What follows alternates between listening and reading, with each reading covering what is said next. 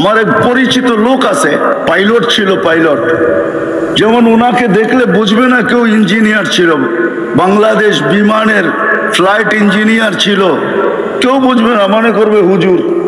একটু চকমইকা জামাটা ছেঁড়া দেখ, আমাদের মতো একটা সিম্পল সাদা সুদা জামা লম্বা পড়ো, তো মাইশো মনে করবো কোন মাদ্রাসার মুহতামিম জানি, নাইলে কোন মসজিদের ইমাম জানি।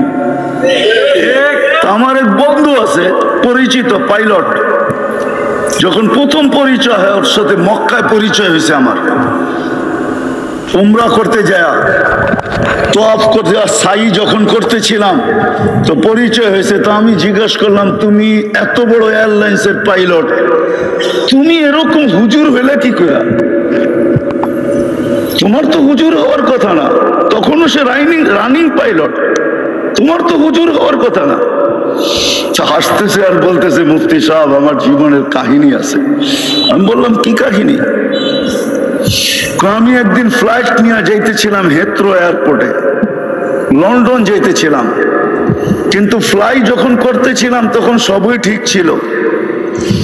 যখন হেথ্রো এয়ারপোর্টের ইংল্যান্ডের সীমানায় ঢুকে গেছি, ল্যান্ডিং এর অনেকক্ষণ আগে ওনারা ভালো জানে সব চেক করতে হয় সব ঠিক আছে কিনা, আমি ল্যান্ডিং করতে পারবো কি পারবো না। বলে যখন আমি চেকিং এ গেছি তো দেখতেছি যে আমার চাক্কা নামবে না। তো আমি টাওয়ারের সাথে যোগাযোগ করছি যে আমার সিস্টেম তো বলে আমার চাক্কা নামবে না, আমি তো বহু দূর থেকে আসছি, 8-9 ঘন্টা ফ্লাই করে আসছি, আমার তো ফুয়েলও নাই, তেল এতটুকু নেই যে আমি আমার জায়গায় ফেরত যাব। হয়তো বিমান ক্রাশ হবে, নাইলে যেই সিস্টেমে ল্যান্ডিং ওই সিস্টেম আমাকে ল্যান্ডিং করতে হবে। বলে পুরা হেথ্রো এয়ারপোর্টের ভিতরে ইংল্যান্ডে শোরগোল শুরু হয়ে গেছে যে এই ফ্লাইট নামবে কি করে।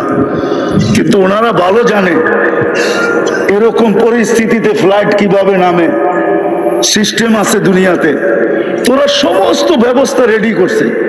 কিন্তু ওই পাইলট বলতেছিল, শোনো, হঠাৎ আমার একটা কথা মনে উঠছে যে আমি একদিন লন্ডনে ডিউসবারি মার্কাজে, ইঞ্জিনিয়ার সব চিনেন, ডিউসবারি মার্কাজে বয়ান শুনতেছিলাম যে আল্লাহ সব পারে, আল্লাহ আল্লাহ আল্লাহ সব পারে।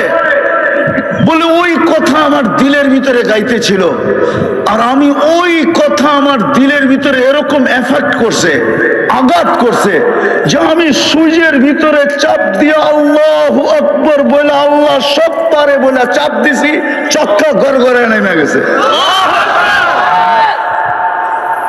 তো আমি ল্যান্ড করছি, চাক্কা নেমে গেছে,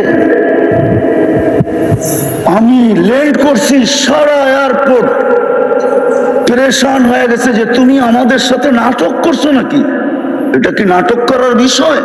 তুমি তো চাক্কা দিয়ে ল্যান্ড করলা, আগে বললা তোমার চাক্কা নামবে না কেন? সব ফ্লাইট বন্ধ, সব ফ্লাইটকে অন্য অন্য এয়ারপোর্টে পুরাটাকে খালি করতে হয়। বলে তারপরে ইঞ্জিনিয়াররা আসছে, আমি বলছি যে তুমি চেক করে দেখো। ইঞ্জিনিয়াররা আইসা ওই দেশের চেক করছে, দেখা ওদের মাথায় হাত দিয়া বসা পড়ছে যে তোমার চাক্কা নামলো তো নামলো কি করে, তোমার তো সিস্টেম লস।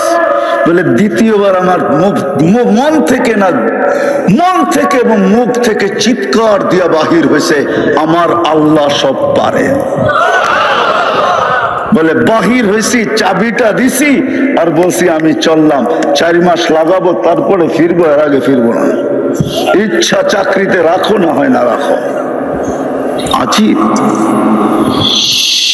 তো মেরে দোস্ত, সত্য এটি, যদিও অবস্থান আমাদেরকে স্রোতে ভাসায় দিতেছে, থাকবো না একদিন, ছিলাম না, আছি একদিন, থাকবো না। মৃত্যু আসতে দেরি, অবস্থান বোঝেন তো, পজিশন বোঝেন তো, অবস্থান আর পজিশনের তাজমহল মাটিতে মিশতে দেরি হবে না। কবির কথা এটাই সত্য।